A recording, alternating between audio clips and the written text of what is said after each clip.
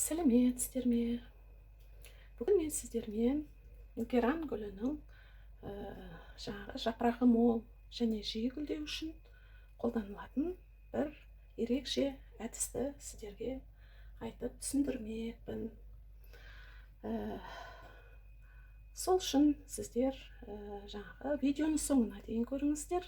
Өйткені соңына дейін көріп, қажетті жаңағы әдемі әдісті, пайдалы әдісті көрулеріңізге болады. Осындай гүлдердің жақсы жиі гүлдеп, жапырақтары мол болып, әдемі болып тұратын әдістерді мен сіздерге жиі жариялап тұрамын. Сондықтан лайк басып, тіркеліп қоюды ұмытпаңыздар. Қажетті сұрақтарыңыз болатын болса, сұрақ отыруларыңызға болады. Геран гүлдеді. Түсі өте керемет. Қан қызыл дейді ғой, тура прямо түсі деген керемет. Міне тағы да кішкене бір-екі гүлі мына бұрышта ашылайын деп тұр. Екінші бутоны мына жақта, ол да ашылғалы тұр.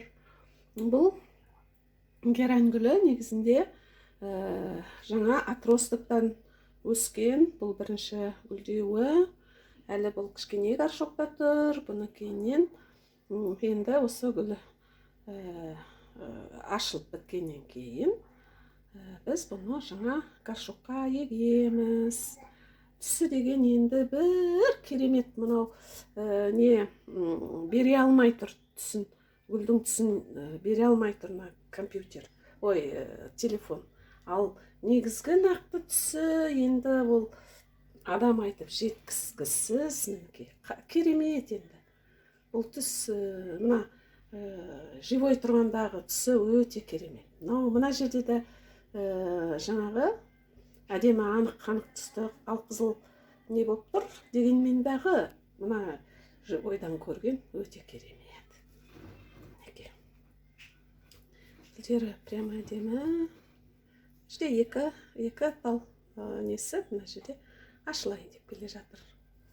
Мынау имбир, кәдімгі дәрілік имбир бар ғой, тамыры магазиннен алып базарларда сататын. Сол имбирдің со дәнін тамырлатып отырғызып жатырмын мінекей. Ал мына жерде анар өсіп жатыр мінекей. Анар, одан кейін лимондар өсіп жатыр. Екеуі аралас. Бұларды жеке горшоктарға отырғызуға болады. Мына жерде де мына анар ағашы екі бұтағы өсіп жатыр мына жерде. Ой, әжептәуір болып қалған. Ал енді мына жерде жаңғақты көрсетейін. Міне мынау жаңғақ. Байқап отырсаңыздар, түбінде жаңғақтың дәні міне көрініп тұр. Бұл да үлкен жайқалып, жеке жерден көрсетейін. Бұл да үлкен болып, мұнша не жайды, жапырақ жайды. Түбінде мінекей несі көрініп тұр, жаңғағы. Міне жаңғақтың бір бүйірінен, екі жарылған ортасынан мынадай шыққан. Бұл қазір міне жапырақтары жалпақ, қолмен көрсеткенде. Алған жапырақтары да міне көтеріліп өсіп келеді. Үй жағдайында да осылай жаңағы нені отырғызуға, жаңғақты отырғызуға болады. Мінекей. Наш бұрышта мен чеснокты әдейі қойып қойғанмын. Чеснок ол жаңағы кез келген өсімдікке витамин болады. Суарғанда сол чесноктың өзі әрі өсіп кетіп бара жатыр бұл чеснокта. Жай қоя салған едім, жапырақ жайып, жаңағы әртүрлі микробтардан сақтайды. Міне, жаңғағымыз осылай өсіп келеді. Міне жаңғақ жайқалып. Одан кейін тағы да мына жерде көрсетейін. Мынау кішкентай неміз. Ташкент құрмасы. Мына жерде бұрышта тағы бір Ташкент құрмасы тұр. Мынау анар ағашы бұрышта өсіп келе жатқан. Міне осындай біздерде жаңалық. Мынау геранды көрсетпек болғанмын мен сіздерге. сол геранның қасындағыларды да айта кетіп жатырмын. Имбирден алла қаласа күзде үлкен тамырлары жайқалып, бұны да жаңағы үлкен ыдысқа отырғызам, кішкене әлденіп алсын деп жатырмын. Үш түбінен үш кусогын салған, сол кішкентай тіліп. Сол кішкене тіліп салған үш кусоктан осындай үш түбір шығып келеді.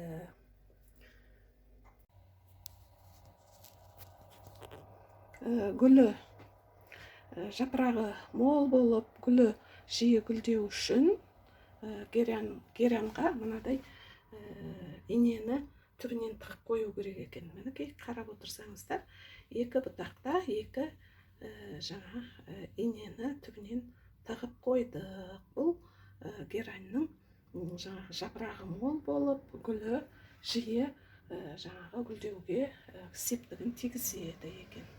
Оны да мен жаңағы көптеген ізденістер арқылы осындай жаңалықты таптым. Мына герань гүлінің, егерде екі бұтақ болатын болса, екеуіне мынау ең астыңғы түбінен емес, екі бұтақтың өзінің жаңағы гүл атқан, не болмаса бұтақ жайған несіне екі бөлек тығу керек екен. Егерде түбі біреу ғана болып, содан өсіп атса, онда мынау негізгіге бұтаққа тығады. Инені тығып, кейін бұл инені не болмаса тереуішті де тығуға болады. Мынау істігетін жай кәдімгі істікенде көмекші құрал инелер болады, ондай қадап қоятын қозғалмасқа. Сондай инені мен қадап қойдым.